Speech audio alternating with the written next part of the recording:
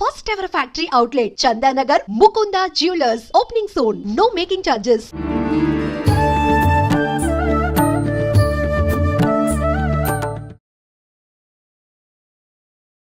నమస్కారం, welcome to I dream. ధర్మ మార్గం విత్ విజిత కార్యక్రమానికి స్వాగతం. ప్రస్తుతం మనతో పాటు ఉన్నారు ప్రముఖ జ్యోతిష్య పండితులు బ్రహ్మశ్రీ చేబిఎం కిరణ్ కుమార్ శర్మ గారు. ఇప్పుడు వారితో మాట్లాడి మన సందేహాలన్నింటినీ కూడా నివృత్తి చేసుకునే ప్రయత్నం చేద్దాం. నమస్తే అండి. అష్టైశ్వర్య ప్రాప్తిరస్తు. మనకి శని త్రయోదశి రాబోతోంది. ఈ చైత్ర మాసంలో వచ్చే ఈ శని త్రయోదశికి విశిష్టత ఏమైనా ఉందా? మనం ఆ రోజున ఆచరించాల్సిన విధి విధానాలు ఏంటో తెలియజేయండి. ఒకటి గుర్తుపెట్టుకోండి, త్రయోదశి అంటేనే విశేషమైంది. అవును. అందులో ఈసారి త్రయోదశి వచ్చేవనికి స్వామివారికి దమన పూజ, యాక్చువల్గా ఈశ్వరుడికి ఈశ్వర దమన పూజ ఉంది ఈసారి. చాలా మంది తెలియదు. చైత్ర మాసంలో ఒక్కొక్కసారి ఇప్పుడు రామనవమి రోజున రాముడికి దమన పూజ అంటే దవనమే, మనం పూలు వేయం చెప్పలేదు ఇక్కడ. దమన పూజ సుబ్రహ్మణ్య స్వామికి, గణపతికి, దత్తాత్రేయుడికి, అలాగే ఈశ్వరు వచ్చేటువంటి త్రయోదశి రోజున ఈశ్వర పూజ, దమన పూజ అన్నారు దాన్ని. అందులో విశేషంగా మనకి త్రయోదశి కలిసి రావడం అంటే శని త్రయోదశి కలిసి రావడం, శనివారం అవడం, త్రయోదశి కలిసి రావడం ఈశ్వరుడికి ఎక్కువ మంచి అనుకూలమైనటువంటి ఫలితాన్ని కలిగిస్తుంది. అంటే ఈశ్వర ధ్యానం అంటే ఆయన ఎలా ఉంటాడు, ఎందుకు దీని ప్రత్యేకత వచ్చింది అని అడిగితే ఈశ్వరుడు ఈ రోజున కూర్చున్నటువంటి ధ్యాన నిమిత్తమే ఈ రోజు ప్రారంభం చేస్తాడు. త్రయోదశి, చతుర్దశి, అమావాస్య ఈ 3 రోజులు శివుడు తన యొక్క పరమాత్మను తను కలుపుకుంటాడు. ఎవరి భేదాభిప్రాయాలు ఏమిటి, ఎవరెవరు ఎలా ఉన్నారు, వారిని ఎలా మనం స్వీకరించాలి, ఎవరి కోరిక ఎలా నెరవేర్చాలి, తనకు తానుగా లెక్కలు వేసుకునే తత్వంలో ఈరోజు ధ్యానంలో నిమగ్నం అవుతాడు పరమేశ్వరుడు. అటువంటి త్రయోదశి ఈ రోజున శనీశ్వరుడికి ఇష్టమైంది. యాక్చువల్గా ఈశ్వరుడు అన్న పేరే శనీశ్వరుడు, శనికి దేవుడికి ఉంది. శనితో కలిపినవాడు ఈశ్వరుడు. అంటే ఈశ్వర అంటే అర్థం ఏమిటి అంటే రక్షించువాడు అని అర్థం. ఎవరి నుంచి అంటే సంకటముల నుంచి రక్షించువాడు, కష్టముల నుంచి రక్షించువాడు అని అర్థం. శని అనగానే మందైహి సర్వై రేపిన అంటే అన్ని రకాల కార్యక్రమాల్లో శని ప్రవేశిస్తే నిదానం అవుతుంది. శని చాలా మంచివాడు.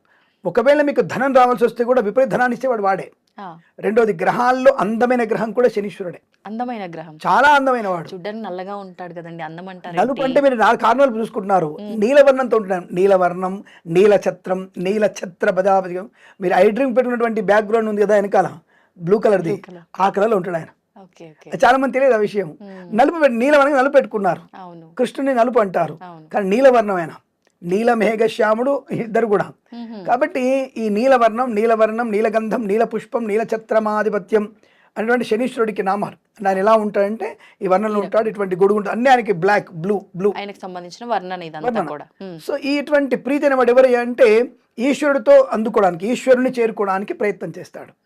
ఇట్లా మనకి శనివారం త్రయోదశి రోజున శనివారం వస్తే మాత్రం ఈశ్వరుడి కన్నా శనీశ్వరుడికి ఎక్కువ ప్రీతి. కనుక ఈ శని త్రయోదశి రోజున మనం పూజ చేసుకునే ప్రయత్నం చేయాలి. ఎవరికి పూజ చేయాలి నిజంగా చెప్పాలంటే పక్షులలో కాకికి మనం అన్నం పెట్టాలి ఆ రోజున. కాకి వాయసపిండం ఉంటుంది, దాని వాయసపిండం, వాయసం అంటే కాకి. అంటే శని భగవానుడి వాహనం కాకి. ఓకే, ఎందుకు పెట్టాలి దాన్ని, అసలు ఈరోజు ఎందుకు విశేషం దానికి పెట్టాలంటే దానికి కాకి జన్మ 1000 సంవత్సరాలు అంటారు. సరే అది 300 ఏళ్ళు అనుకుందాం, 200 సంవత్సరాలు. కాకి జన్మ మాత్రం 1000 సంవత్సరాలు బతుకుతుంది. అది కాకి యొక్క జీవన ప్రమాణం 1000 సంవత్సరాలు ఉంటుంది. దానికి మనిషికి 120 ఎలా అంటారో దానికి 1000 సంవత్సరాలు ఉంటుంది. వామ్మో, చాలా ఎక్కువ ఉన్నది దీనికే అనుకుంటా. అందుకే ఏమిటి అక్కడ అర్థం, మన తాతను చూసింది, మనల్ని చూస్తుంది, మన కొడుకుని చూస్తుంది. అందుకే పితృపితామ ప్రపితామహ ముగ్గురిని కూడా చూసింది. కాబట్టి ఆ దర్శన భాగ్యంతో దానికి పెడితే మన పితృదేవతలు సంతోషపడతారు. అందుకే ఆ యొక్క వాయస పిండం అనేది తప్పకుండా కాకి పెట్టమని చెప్పారు. ఈ రోజున కాకి అన్నం పెడితే శనీశ్వరుడు యొక్క అనుగ్రహాన్ని పొందుకోవడం, పితృదేవత అనుగ్రహాన్ని పొందుకునే అవకాశం కూడా ఉంటుంది. అదే పితృయజ్ఞం చేసిన ఫలితం పొందుకునే అవకాశం ఉంటుంది.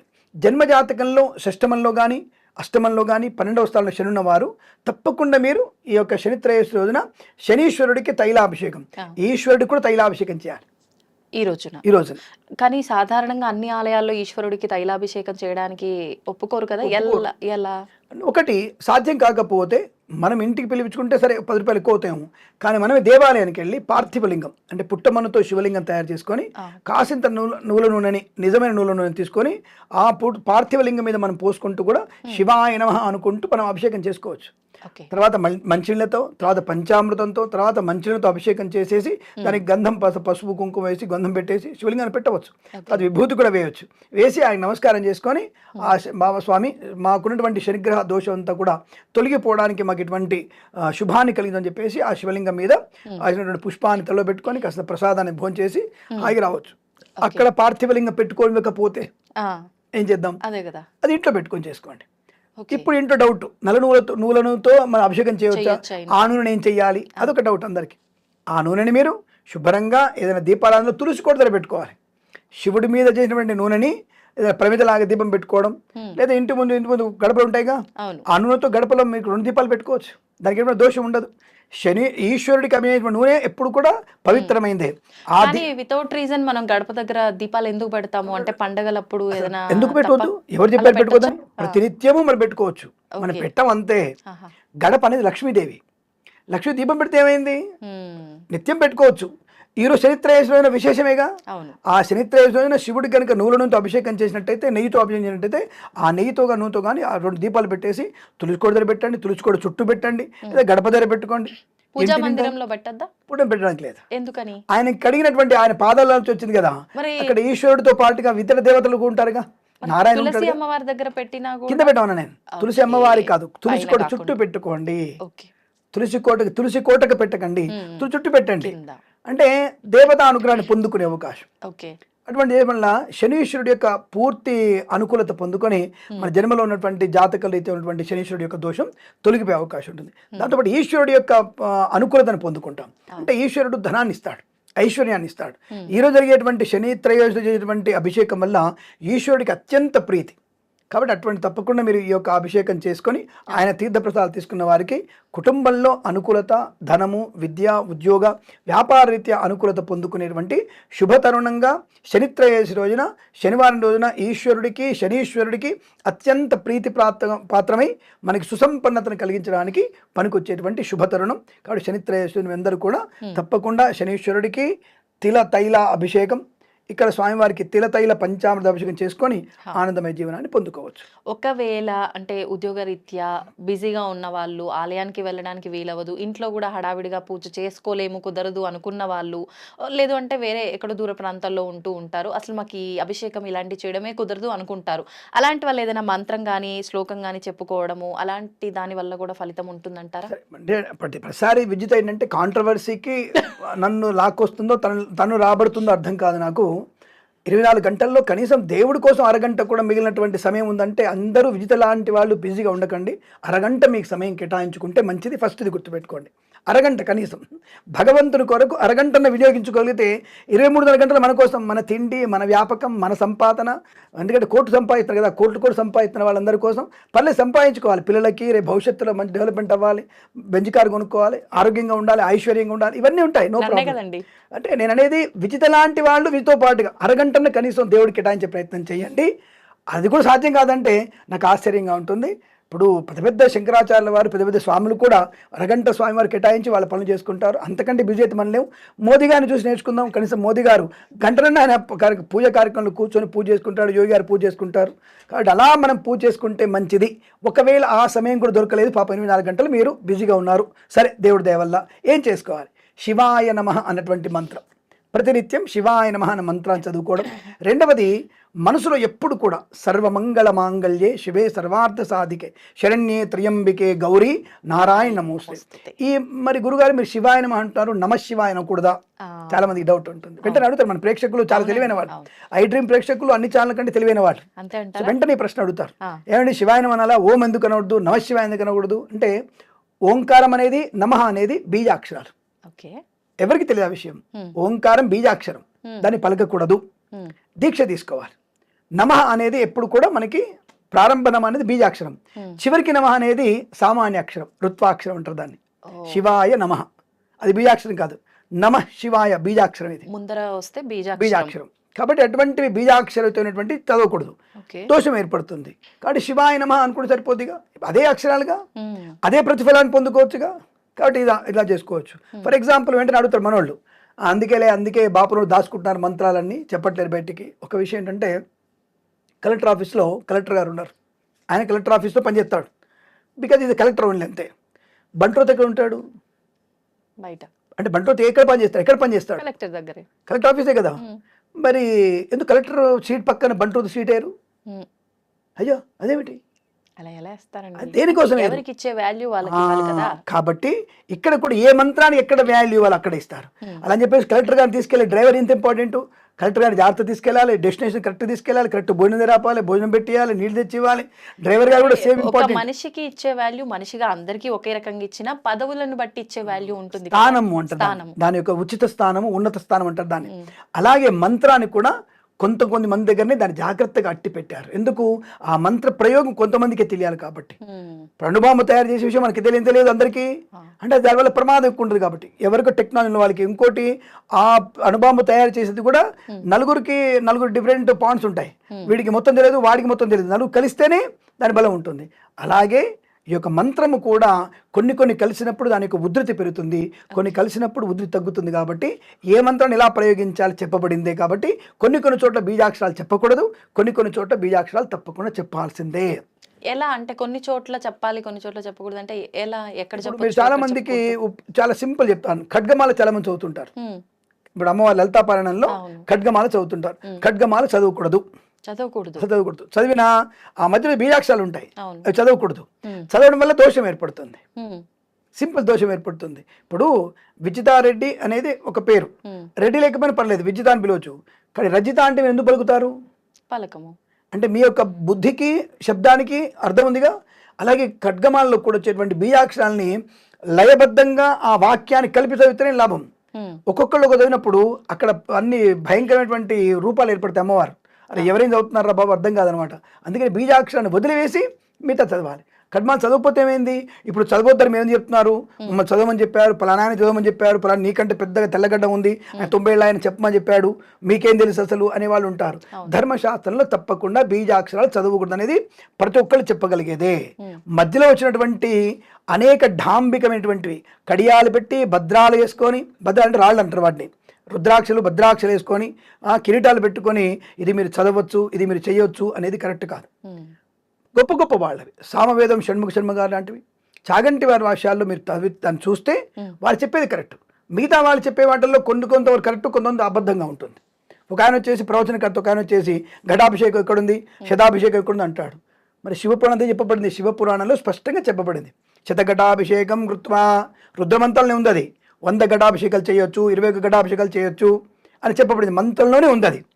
మరి అటువంటిది ఆయన మరి ప్రవచనకర్త పెద్ద ఆయన, అతని కాంట్రవర్సీ ప్రవచనకర్త ఆయన మాత్రం శివగా ఎవరు చెప్పాడు మీకు 100 గంటల అభిషేకాలని? శిఖరాభిషేకం ఎవరు చెప్పారు? దేవాలయ దాంట్లో ఆగమ శాస్త్రంలో స్పష్టంగా చెప్పబడింది. మరి శాస్త్రం తెలుసుకొని ఎలా చెప్తున్నాడు అంటే మరి దాన్ని పైత్యం అందామా ఇంకోటిదో మాకు అర్థం కాల. అంటే ఇలా చెప్తున్నారు అని అంటే ఇప్పుడు ఒకరికి ఒక్కొక్కలా అర్థమవుతుంది, వాళ్ళ మైండ్ ఎలా దాన్ని రీడ్ చేసిందో దాని ప్రకారంగా చెప్తారు.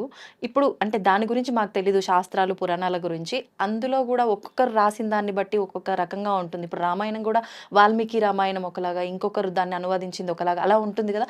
దాన్ని బట్టి వాళ్ళు చెప్తున్నారేమో అనుకోవచ్చు కదా. ఇప్పుడు ఒక వయసు వచ్చినటువంటి ప్రవచనకర్తలు చాలా నిష్ణాతులు, వాళ్ళు కూడా లౌకికమైనటువంటి విషయాల్లోకి వెళ్ళిపోతున్నారు.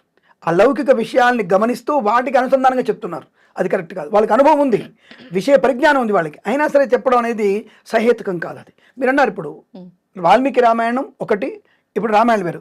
ప్రక్షిప్తాలు అంటారు వీటిని. ప్రక్షిప్తాల గురించి మాట్లాడాలంటే లేనివి కొన్ని దాంట్లో క్రియేట్ చేసి మన దాంట్లో పెట్టి దాంట్లో ఇదే రామాయణం, ఇదే మనకి వాల్మీకి రామాయణం చెప్పడం అనేది తప్పది. వాల్మీకి రామాయణం అసలైనటువంటి పుస్తకం వేరే ఉంది. దాంట్లో ప్రక్షిప్తాలు అంటే ఎక్స్ట్రా చాప్టర్స్ క్రియేట్ చేయడం. ఓకే, అంటే మనకు అర్థమయ్యే విధంగా యాడ్ చేసి అలా యాడ్ చేయట్లా. ఇప్పుడు లవకుశలతో రాముడు యుద్ధం చేశాఅని చెప్పారు, ఇది ఎక్కడుంది? సింపుల్ అంటే కామన్ పీపుల్కి అర్థం కాదు చెప్తాను మీకు నేను. లవకుశుడు రాముడితో యుద్ధం చేయడం సాధ్యమా? ఇంకోటి ఆంజనేయ స్వామి రాముడితో యుద్ధం చేయడం, అసలు ఏమైనా కొంచెం దానికి ఏమైనా ఉందా దానికి? ఆ cinema bumper hit, super hit. దాన్ని ప్రజలందరూ కూడా ఇదే రామాయణం అన్న భావంలో వెళ్ళిపోయారు. అందుకే కాంట్రవర్సీలు కల్కి లాంటివన్నీ కాంట్రవర్సీ అందుకే వచ్చాయి ఇప్పుడు బయటికి. సో అనంత శ్రీరామ్ గారు పాపం అందరు కూడా బయటకు వచ్చి అది ఎందుకు తప్పుగా చెప్తానని చెప్పేసరికి అసలు నిజాలు బయటకు వస్తున్నాయి. ఇప్పుడు ఈ సనాతన ధర్మంలో కొత్త నిజమైన విషయాల కోసం వెతుకుతున్నారు చాలా మంది. మన ఛానల్ ద్వారా కానీ ఇతరత్ర కూడా కొత్త విషయాలు ఏమిటి, రియాలిటీ ఏమిటి వెతుకుతున్నానికి బయటకు వచ్చారు అందరు కూడా. అందుకనే చాలా మంది ఈ వాల్మీకి రామాయణం చదవడం మొదలెట్టారు. అటువంటివి చదవండి. ప్రక్షిప్తాలు అనేవి లేనిపోని చాప్టర్స్కి మీరు అన్నారు మనకు అర్థమయ్యే చాప్టర్ పర్లేదు, కానీ లేనివి కొత్తవి క్రియేట్ చేసి దాన్ని పెట్టి ఇదే రామాయణం చెప్పేటువంటి కొన్ని ప్రక్షిప్త పితామహులు ఉన్నారు. వారి అటువంటి మాట వినే ప్రయత్నం చేయకూడదు. కాబట్టి మనకి ప్రస్తుతం సబ్జెక్ట్లో శనిత్రయోదశి ఏమిటి పరిస్థితి అనేది అమ్మాయి అడిగిన ప్రశ్నకి సమాధానం. ఈ శనిత్రయోదశి రోజున మనకి అద్భుతమైనటువంటి ఆనందాది అదృష్ట యోగాలు పొందుకోవచ్చు. ఈశ్వరాభిషేకం చేయండి, శనీశ్వరుడికి అభిషేకం చేయండి, అదృష్టం బాగా ఉంటుంది. తప్పకుండా ఇటువంటి అభిషేకం చేయడం వల్ల బీజాక్షరయుక్తం కాకుండా బీజాక్షరం లేకుండా మీరు చదివి ఆనందమయ జీవనాన్ని, సుఖ జీవనాన్ని పొందుకోవచ్చు. అందులో ఇంకోటి మీరు అడిగినట్టు ఇంకో ప్రశ్న, అంటే మీరు అడిగిన దాంట్లోనే ఉంది ప్రశ్న. అందులో మీరు సరే చేసుకోవడానికి సాధ్యం కాకపోతే అని అడిగారు అన్నమాట. మంత్రం చేసుకుంటున్నారు కదా, ఒకవేళ ఉదయం పూట సాధ్యం కాకపోతే ఉదయం మొత్తం మీరు నక్తముగా ఉంటూ ప్రదోష కాలంలో చేసుకోవచ్చు. ఇంకా విశేషం. ప్రదోషకాలం అంటే సాయంకాలం 5 నుంచి 7 మధ్యలో, అది ఇంకా విశేషం. కానీ నక్తముగా ఉండాలి. నక్తం అంటే ఏమిటి? మళ్ళీ కంప్లీట్ తినకుండా లేదు, పళ్ళు పాలు స్వీకరిస్తూ సాయంత్రం సమయంలో మళ్ళీ స్నానం చేసి గుడికి వెళ్ళి అభిషేకం చేసుకోవచ్చు. లేదు గుడికి రానివాడు, పల్లె గుళ్ళ చేయనివాడు, ఇంట్లో శుభ్రం కూర్చొని చేసుకోండి. శని అష్టోత్తరం చదువుతూ వేసుకోండి, శివాష్టోత్తరం చదువుతూ వేసుకోండి. తర్వాత శివలింగం ఏం చేయాలంటే పార్థివ లింగాన్ని, అంటే మట్టి లింగం, పుట్టమనతో తయారు చేసిన లింగం, దాన్ని నీళ్ళలో ముంచేసేయండి. పూజ అయిపోయిన తర్వాత, అష్టోత్తరం అయిన తర్వాత, ధూపాలు అయిపోయిన తర్వాత పూలు పెట్టండి, ధూపం వేయండి, దీపం పెట్టండి, నైవేద్యం పెట్టండి.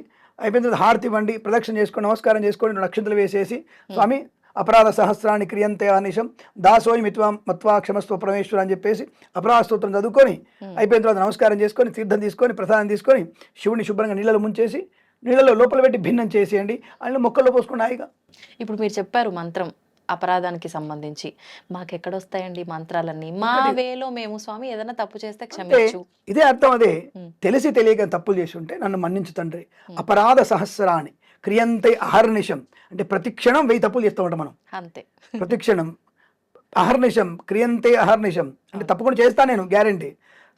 క్రియంతే అహర్నిశం దాసోయమిత్తిమాం, నా తప్పులు క్షమించండి దాసుడు నీకు, దాసిత్వాం మక్త్వా క్షమస్వ పరమేశ్వర, నన్ను క్షమించు తండ్రి. మీరు తెలియని తప్పులు తెలుగు మాట్లాడే, తెలిసి తెలియని తప్పుల్ని క్షమించండి, నాకు శుభాన్ని కలిగించు, అంతవరకే. అంటే నాకు ఇల్లు ఇవ్వు, నాకు పొలం ఇవ్వని కాదు. శుభం ఇవ్వడం అంటే నీకేది కావాలో తెచ్చేస్తాడు. నువ్వు పొలం ఇల్లు అడిగితే 2 ఇచ్చి కూర్చుంటాడు, నువ్వు 2 అడిగగానే ఇష్టం చేసుకోపో అంటాడు. కాబట్టి మనకి ఏది కావాలో అది అడగద్దు, శుభాన్ని కలిగించు. ఆయన అప్పుడు అన్ని ఇస్తాడు, పొలం ఇస్తాడు, ఇల్లు ఇస్తాడు, సంతానం ఇస్తాడు, మంచి మొగుడిని ఇస్తాడు. అలాంటి ఇట్లాంటి మంచి మొగుడే ఉంటాడు అనుకోండి మీకు, అలా అనమాట. అన్ని రకాల శుభయోగాలు మీరు. రైట్, అది విషయం. ఇంకా అంతే అండి, ఇంకేముంది. అయితే ఎలాగో ఇప్పుడు నలుపు రంగు, బ్లూ రంగు అన్నారు కాబట్టి లాస్ట్ లో ఒకసారి అది కూడా మాట్లాడేసుకుందాము. ఇప్పుడు శనీశ్వరుడికి సంబంధించి నీల రంగు అని చెప్పన్నారు, కానీ అందరము ఆచరించేది మాత్రం నలుపు రంగుకు సంబంధించి. మరి ఆయనకు నలుపు రంగే ఎక్కువగా మనం భావిస్తున్నాం కాబట్టి మనం నలుపు రంగు ధరించడం వల్ల శని మనం అట్రాక్ట్ చేసుకున్నట్టు, శని ప్రభావం మన పైన ఉంటుంది ఇలా అంటుంటారు. మరి కొంతమంది శనివారం ఆయనకు సంబంధించిన రోజు కాబట్టి ఆ రోజున నలుపు వస్త్రాలు ధరిస్తే అంతా మనకు ఫేవర్గా ఉంటుంది, ఇలా కొంతమంది రకరకాలుగా మాట్లాడతారు. ఇవన్నీ నమ్మొచ్చు అంటారా? తప్పకుండా. నిజం చెప్పాలంటే మీకు ఆ యొక్క భగవంతుడికి, ఈశ్వరుడికి ఇష్టమైనది నలుపు వస్త్రమే. ఆయన నిజంగా ఆయన చెప్పాలంటే ఆయన కూడా ఆయనకి భస్మ వర్ణం ఆయనకి ఇష్టం, అంటే తెలుపు రంగు కాదు, యాష్ కలర్ యాక్చువల్గా, కచ్చకాయ, అదైనా ఇష్టమే. అలాగే మనకి తప్పకుండా ఈ యొక్క శనీశ్వరుడికి ఇష్టమైంది నీలవర్ణం. అంటే చాలా నీలవర్ణం అనగానే నలుపు కూడా వచ్చేసి దానికి నీలంగా కనబడదు. ఎలా ఉంటుందంటే నీలం అంటే మనకి ఆకాశ నీలంలాగా ఉండదు, కొద్దిగా చిక్కటి నీలం, అంటే కారు మబ్బుల నీళ్ళల్లో ఉంటాడు ఆయన. కానీ చాలా అందమైన వాడు శనీశ్వరుడు. శనిగ్రహం చూడండి మీరు, నవగ్రహాల్లోకి వెళ్ళా గ్లోబ్ చూస్తే మీరు శనీశ్వరుడు చాలా అందంగా ఉంటాడు, బ్యూటిఫుల్ కనపడతాడు ఆయన. అలాగే శుక్రుడు కూడా తెల్లగా కనపడతాడు, ఆయన శ్వేతవర్ణం. కానీ శుక్రుడు మనం చికెన్ చూస్తున్నప్పుడు కంటితో శుక్రుడు బ్లూ కనిపిస్తాడు, శనీశ్వరుడు బ్లాక్ లో కనిపిస్తాడు. కానీ బ్లూలోనే కనిపిస్తాడు శనీశ్వరుడు, అది చూడాలి. అంటే మీరు ఆయన్ని దేవుడుగా భావించి చూసారు, అందుకే మీకు ఈ వర్ణాలన్నీ అద్భుతంగా కనిపించాయి. మేమంతా కూడా నవగ్రహాలు అనగానే భయంగా చూసాము, మాకేమీ కనిపించలేదు. ఒకటి ఇదే ఇక్కడ జనాలకు వచ్చినటువంటి మైనస్ పాయింట్ ఇదే, శనీశ్వరుడి నెగిటివ్ గా చూడడం అనేది. కానీ ఇందాక చెప్పాం కదా, శనీశ్వరుడు ధనం ఇవ్వగలిగితే ఆయన ఇచ్చేటటువంటి ధనాన్ని కానీ ఆ ఇచ్చేటువంటి సుఖాన్ని కానీ ఎవరు ఇవ్వరు. అసలు మన నిద్రపోవడానికి కారకుడు శనీశ్వరుడే. శనీశ్వరుడు మన జాతకంలో బాల్యం నిద్ర లేని రాత్రులు ఉంటాయి మనకి. మరి సుఖానికి వాడే కారకుడు కదా, సుఖానికి వాడే కారకుడు. వాడంటారు ఏంటండి అంటే భగవంతుడిని, ఇప్పుడు రాముడు ఉన్నాడు, ఇప్పుడు మనం అంటాం తక్కువేమి మనకు రాముండొక్కడుండు వరకు, అక్కడ డుకారం పెట్టాంగా. అంటే రామయ్యని తండ్రి డుకారంతో రాముడు నావాడు అనుకుంటున్నప్పుడు శనీశ్వరుడు నావాడు ఎందుకు అనుకోవట్లే? నావాడు అనడంలో వాడు అనడంలో ఇప్పుడు భేదం లేదంటారా? నేను సోదరితో ఇప్పుడు నేను ఇప్పుడు చెప్తాను మీకు, భగవంతుడిని నేను ఎలా పిలుచుకుంటే తులసిదాతలా పిలుచుకోవచ్చు మనం. మనల్ని అడాప్ట్ చేసుకోవాలి. అందుకే అది ఇంపార్టెంట్. ఇప్పుడు నేను ఎంత భక్తిగా పూజిస్తానంటే అంత భక్తిగా పూజిస్తాం. నేను జపం చేస్తున్నప్పుడు ఈశ్వరుడికి శని తేడా ఏం చూపాం మేము, అదే విధానంగా పూజిస్తాం. శనిగ్రహం ఆవాహయామి స్థాపయామి పూజయామి. ఇందాక చెప్పాం కదా, నీలవర్ణం నీలగంధం నీలపుష్పం నీలపాశాంకుశమాదనం ప్రదక్షిణీ కుర్వాణం అని చెప్పి ఆయన కూర్చోబెట్టి తిల సంహితమైన మండపంలో నాయన చాలా జాగ్రత్తగా జాగ్రత్తగా కూర్చోండి. అర్ఘ్యం సమర్పయామి, ఆసనం సమర్పయామి, ఆవాహన. ఎలా అయితే ఈశ్వరుని ఎలా పూజిస్తాం శరీరాలు పూజ చేస్తాం మేము. కాబట్టి అందుకే ఈశ్వరుడు నేను నావాడే అనుకుంటా కదా, ఈశ్వరుడు కూడా వాడే అనుకుంటా అప్పుడప్పుడు. లింగోద్భవంలో చేసినటువంటి పూజకి ఆ శివుడు నాకు చేయడా అంటే మన అనే భావన ఉంటే మనం ఎలా అయినా పిలుచుకోవచ్చు, ఎలా అయినా మనం ఆయన ఆరాధించవచ్చు. నా తండ్రి అనుకున్నప్పుడు నావోడయ్యా, నా తండ్రి నావోడయ్యా అనుకున్నప్పుడు తండ్రిని ఓడు నావోడు అంటావా, ఏకవచనం పిలుస్తావా? ఇప్పుడు నాన్నగారు అని పిలవడంలో ఒక ఆప్యాయత ఉండదు. నాన్న ఎక్కడ పోతున్నావు, నాన్న ఎటు వెళ్తున్నా నాన్న, ఏకవచనంలో ఆప్యాయత ఉంటుంది. కానీ కొంతమందికి ఎలా ఉంటుంది, ఏమిటి తండ్రిని ఏంటి ఎలా అంటావేంటూ, నాన్నగారు అనలేవా? నాన్నగారు అంటే అది గ్యాప్ ఏర్పడుతుంది. అసలు అసలు అసలు అది నాకు సహేతంగా అనిపించదు. సో నాన్న ఎక్కడికి వెళ్తున్నా, నాన్న వచ్చేసిన ఆ ఆప్యాయతకి ఉంటుంది. అటువంటి ఆప్యాయతోనే శనీశ్వరుణ్ణి వాడు అని పిలవడం తప్ప అక్కడ అవమానం చేసినట్టు ఎప్పుడు ఉండదు. కేవలం ఈశ్వరుణ్ణి శనీశ్వరుణ్ణి నావాడు అనుకోవడమే. కాబట్టి నవగ్రహాల్లో కూడా ఏ గ్రహాన్ని అయినా సరే మనము నెగిటివ్గా చూడడం వల్ల సుఖానికి ధనానికి కారకుడు ఈ యొక్క శనీశ్వరుడే. కాబట్టి శనీశ్వరుని తప్పకుండా మనం ఎప్పుడు కూడా సదాస్మరణం. అందుకే ఆదిత్యాయ సోమాయ మంగళాయ బుధాయ చ గురు శుక్ర శనిభ్యశ్చ రాహవే కేతవే నమః అని ప్రతిరోజు నవగ్రహ ధ్యానం చేసుకుంటూ వెళ్తే ఏ గ్రహాలు మనల్ని ఏం చేయాలి. ఈ వస్త్రాల క్లారిటీ నాకు రాలే. బ్లూ కలర్ వస్త్రం పెట్టుకుంటే మంచిది. తప్పకుండా శనిత్రయోదశి రోజున కానీ అలాగే శనివారం రోజున కానీ తప్పకుండా శనీశ్వరుడి వస్త్రాలు ధరించడం వల్ల మీకు ఎటువంటి ఇబ్బంది రాదు. అలాగే ఆ రోజు నూలు తినొచ్చా, నూల ఉండలు బెల్లంతో తప్పకుండా తినండి. అది ఇంకా మంచి విశేషాన్ని కలిగిస్తుంది. ఆయనకి ఇష్టమైనటువంటి వ్యక్తి యొక్క వస్త్రధారణ చేస్తే ఆయన సంతుష్టి అవుతాడు కదా. తప్పకుండా అటువంటి వస్త్రధారణ చేయవచ్చు, నల్ల నువ్వులు దానం చేసుకోవచ్చు, నల్ల నువ్వులు స్వీకరించవచ్చు. అంటే స్వీకరణ అంటే తినడం, మీరు దానం తీసుకోవద్దు. మళ్ళీ ఆ నల్ల నువ్వులు బెల్లం దాన్ని తినవచ్చును. తిలపిండి తైలపిండి అంటారు, దాన్ని తినవచ్చు. శుభ్రంగా పంచదార వేసుకోవడం, అయితే పాలలు కలుపుకోవడం మీరు తినవచ్చును. అంటే ఈ శనీశ్వరుడికి ఇష్టమైనటువంటి పదార్థాలు తినవచ్చును. తీసుకోకూడదు. దానంగా ఇస్తే ప్రసాదంగా తీసుకోవచ్చు, అప్పుగా తీసుకోవచ్చు, దానికి ఇబ్బంది లేదు. కానీ రెండవది మీరు గుర్తుపెట్టుకోండి, ఆ రోజున చాలా మంది వచ్చేసి మనకి ఒంటికి తైలం పెట్టుకోవాలి. నల్ల నువ్వుల యొక్క మర్దన చేసుకుంటే చాలా మంచిది. ఇప్పుడు ఒకవేళ ఇంట్లో ఆ రోజున నూనె నిండుకుందే అనుకోండి, ఆయిల్ తెచ్చుకోవడానికి చాలా మంది భయపడతారు. ఇదే వెర్రి వేషాలు కదా.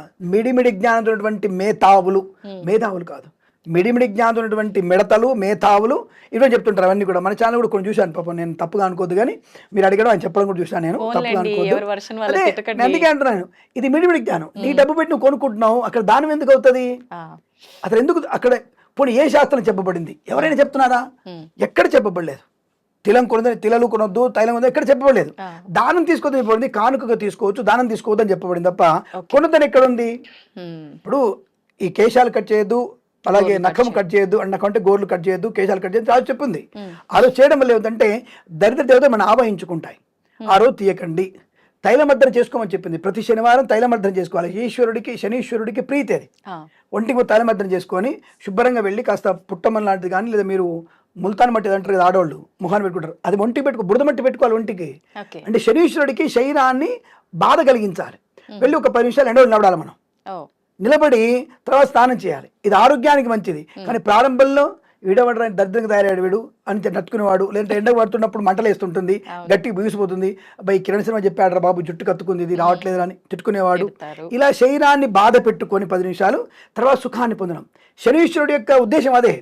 ముందు మనల్ని బాధ పెడతాడు, తర్వాత నీకు సుఖాన్ని ఇస్తాడు, సంతోషాన్ని ఇస్తాడు.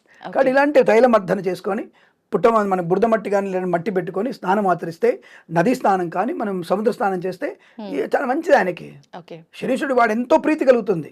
అప్పుడు మనకి సోదరులానే ఉంటాడు మన వెంబడి. ఇంకో చిన్న డౌట్ అండి, ఇప్పుడు మనంతా మాట్లాడుకుంటున్నాం శనీశ్వరుడు అని. అయితే ఇంతకుముందు నేను శనీశ్వరుడి టాపిక్ చేసిన దాంట్లో కూడా చాలా మంది కామెంట్ పెట్టడం జరిగింది. బుద్ధి ఉండాలి, డివోషనల్ టాపిక్స్ మాట్లాడుకుంటున్నారు, చెప్పే వాళ్ళనే చేస్తున్నారు, అడిగే వాళ్ళని అడుగుతున్నారు. శనీశ్వరుడు అనాలి, శనీశ్వరుడు అని ఎలా సంబోధిస్తారు అని చెప్పి. నిజంగా ఇలా సంబోధించకూడదు అంటారా? శనీశ్వరుడు అనేది తప్పు ఉంటుంది. అంటే సప్తమి విభక్తి ఒకటి, తృతీయ విభక్తి ఒకటి. దాని విభక్తులతో శనీశ్వరుడు, శని ఈశ్వరుడు, శనీశ్వరుడు అనుకోవచ్చు. దానికి అలా ఏం లేదు అక్కడ, అంటే Okay. విభక్తుల్లో తేడా తప్ప ఎక్కడ చెప్పలేదు. శని ఈశ్వరుడు అనేది ఎక్కడ చెప్పలేదు, శని ఈశ్వరుడే అవుతుంది, నో ప్రాబ్లం. శనీశ్వరుడు అనుకుంది అంటారు, ఎలా అయినా పిలుచుకోవచ్చు, శని గ్రహం అనొచ్చు, ఈశ్వర గ్రహం అనొచ్చు, కాబట్టి అటువంటిది ఏం లేదు. చెప్తారు కదా, మిడిమిడి జ్ఞానం ఉన్నటువంటి సమాజంలో ఉన్నటువంటి వ్యక్తులకి ప్రతి ఒక్కళ్ళు గొప్ప కనపడతారు. శని ఇప్పుడు మంత్రంలో ఒకసారి ఉంటుంది, శనేశ్వరాయ విద్మహే మహాదాగాయ ధీమహి తన్నో శనీశ్వర అప్రచోదయాత్. అక్కడ మాటల పదం వేరు, శనేశ్వరాయ నమః, శనీశ్వరాయ నమః, మందగమనాయ నమః, మందాయ నమః. ఇక్కడ మంత్రం వేరు. అంటే అక్కడక్కడ పద విభజన జరిగినప్పుడు విభక్తులు మారిపోతాయి. కాబట్టి ఒక్కొక్క విభక్తిలో తప్పకుండా మనం వాడుకోవచ్చు. శనేశ్వరుడు, శనీశ్వరుడు, శనిగ్రహము అని పిలుచుకోవచ్చు, దానికి ఎటువంటి ఇబ్బంది లేదు. ఓకే, నిజంగా చాలా డౌట్స్ అన్ని క్లియర్ అయిపోయాయి ఈ టాపిక్ తో. ధన్యవాదాలండి. శుభమస్తు, అఖండ ఐశ్వర్యమస్తు. నమస్కారం.